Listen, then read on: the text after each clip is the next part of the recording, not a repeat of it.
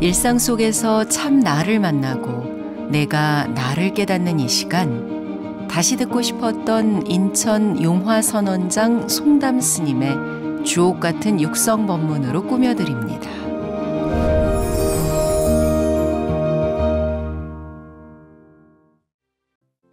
홍비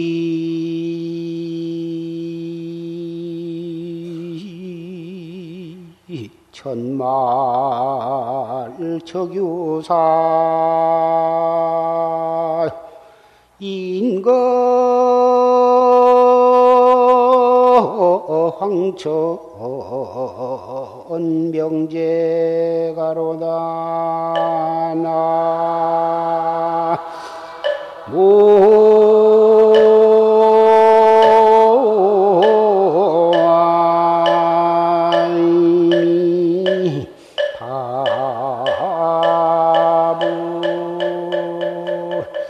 체득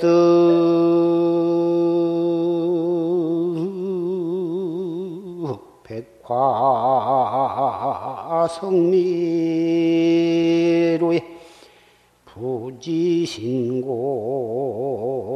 위수감고나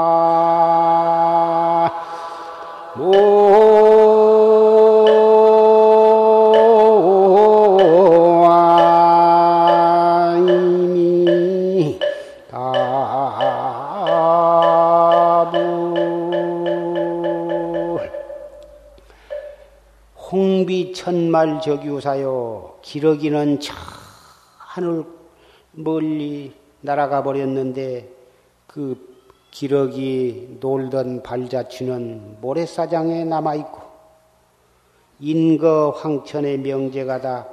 사람은 벌써 황천으로 떠났는데 그 이름만 집에 남아있구나.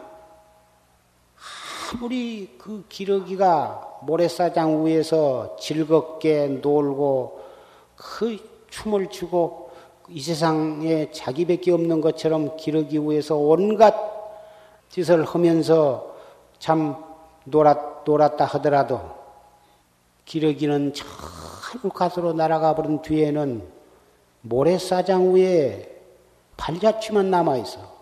바람 불고 비 오면 그 모래 그 위에 남아있는 발자취가 몇 시간이나 남아있을 것인가, 몇 분 동안이나 그것이 남아있을 것인가. 사람이 세상에 태어나서 부귀영화를 누려서 임금도 되고 대통령도 되고 장관도 되고 거부장자도 되고 명예와 권리가 하늘을 찌르듯이 높다 하더라도 그게 다 모래사장 위에 남아있는 기러기 발자취에 지내지 못한 것이다.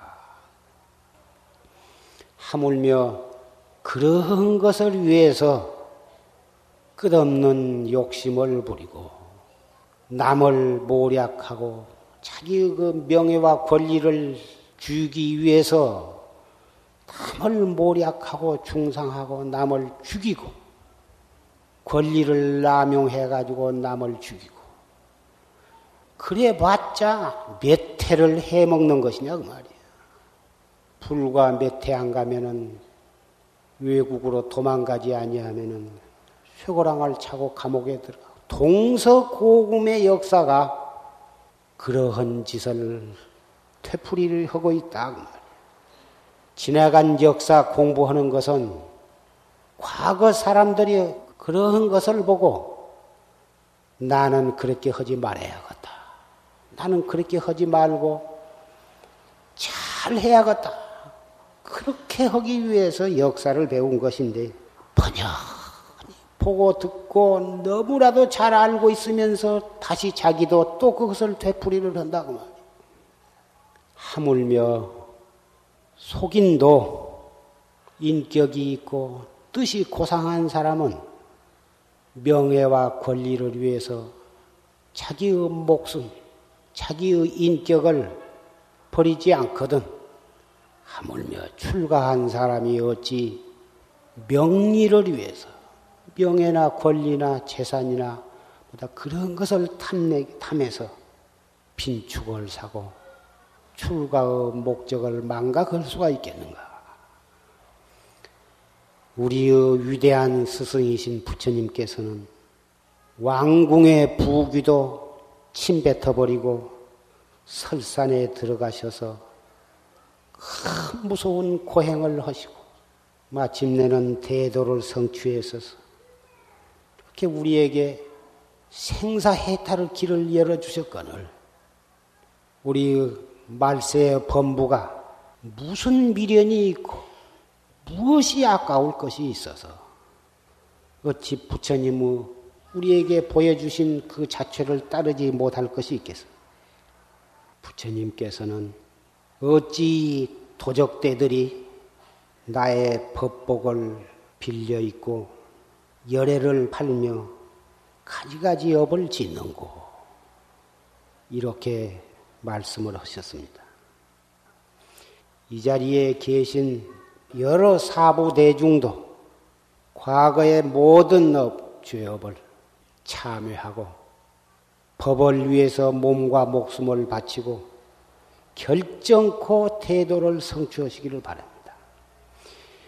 몸과 목숨을 법을 위해서 버릴 때에 영원한 진리는 우리의 가슴 속에 불타게 되는 것입니다. 가정에서 생활하시면서 한 생각 한 생각을 돌이켜서 화두를 들고 열심히 정진을 하시기를 바라고 또 선방에 방부를 드리고 정진하는 그 사부 대중 여러분들 더군다나 한 시간 한 시간을 아끼고 1분 1초를 아끼고 한 생각 한 생각을 헛되이 보내지 말고 한 생각이 두 생각으로 두 번째 생각으로 번지기 전에 즉각 돌이켜서 그 생각이 일어나는 당처를 화두를 통해서 회광반조한다면 84,000 마구니가 어느 겨를에 침범에 들어올 수가 있겠어요? 84,000 마구니는 우리의 84,000 번뇌를 가리켜서 한 말씀인 것이죠. 한 생각 돌이켜서 의단이 동로하는 곳에는 84,000 마구니가 들어올 틈이 없는 것입니다. 84,000 마구니는 우리의 육근 문두에서 호시탐탐 틈을 엿보고 있는데 퍼뜩 한눈을 팔면 그 틈을 타서 84,000 마구니가 침입해 들어오는 것입니다. 눈을 팔면 눈으로 들고 귀를 통해서 한 생각이 동하면 귀로 들어오고 생각을 통해서 한 생각이 움직거리면 생각을 통해서 들어오고 입을 통해서 화두를 놓치면 입으로 들어오고 코를 통해서 한눈을 팔면 코를 통해서 들어오고 일체처 일체시에 이 우주 법계에 가득 차 있는 것이 마구니인데 그 마구니가 우리의 84,000 번뇌심을 통해서 침범에 들어온다고. 우리가 한 생각 놓치고 본심에서 이탈하면 마구니의 권속으로 전락이 되는 거고 한 생각 화두가 동로되면 바로 우리의 본지로 돌아온 것이라 열애의 권속이 되는 것이다.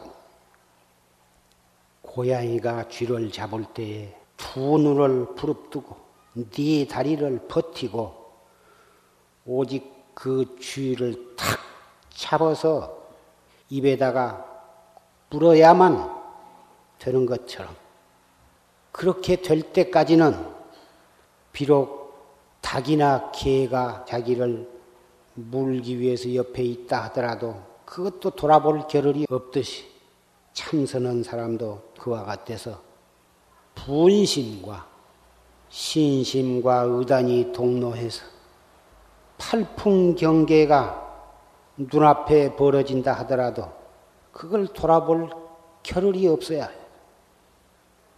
한 생각 삐끗 비끄러지면 쥐만 놓칠 뿐 아니라 고양이까지 달아나 버린다. 고양이가 쥐를 잡기 위해서 그걸 일심불란히 그놈을 여수고 있다가 한눈을 팔면 번개같이 쥐가 달아나 버리고, 우리 참선하는 사람이 주삼 야삼의 화두를 들고 잡두리를 해 나가다가 딴 생각, 집안 생각이 되었건 자식 생각이 되었건 무슨 사업에 대한 생각이 되었건 지나간 일에 관해서 생각이 났건 그러한 세속적인 일뿐만이 아니라 경전에 있는 말씀이 떠오르건 조사의록에 있는 어떤 말이 생각이 나건 전부가 그게 다 별념이요, 딴 생각이란 말이에요. 딴 생각을 내면은 화두만 놓쳐버릴 뿐만 아니라 수행자의 생명도 거기서 달아나 버린다고 말이에요. 왜 그러냐? 찰나간에 벌써 마구니의 권속이 되어버리기 때문에 벌써 그 사람은 수행자가 아니다 그 말이에요. 활구 참선객이 아니다 그 말이에요. 활구 참선객이 아니고 수행자가 아닌 사람이 떡 선방에 앉아봤자 무슨 도를 이룰 것이냐 그 말이에요.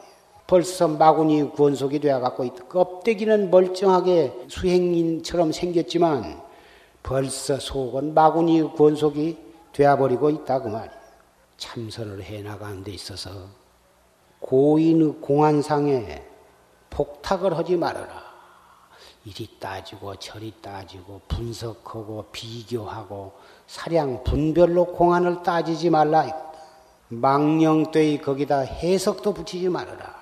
해석을 붙여서 사량 분별로 따져서 그럴싸한 어떤 해답을 얻었다 하더라도 그것은 깨달음과는 전혀 교섭이 없는 것이다.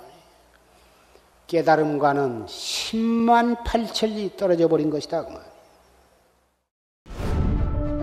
일상 속에서 참 나를 만나고 내가 나를 깨닫는 이 시간, 지금까지 인천 용화선원장 송담 스님의 말씀이었습니다.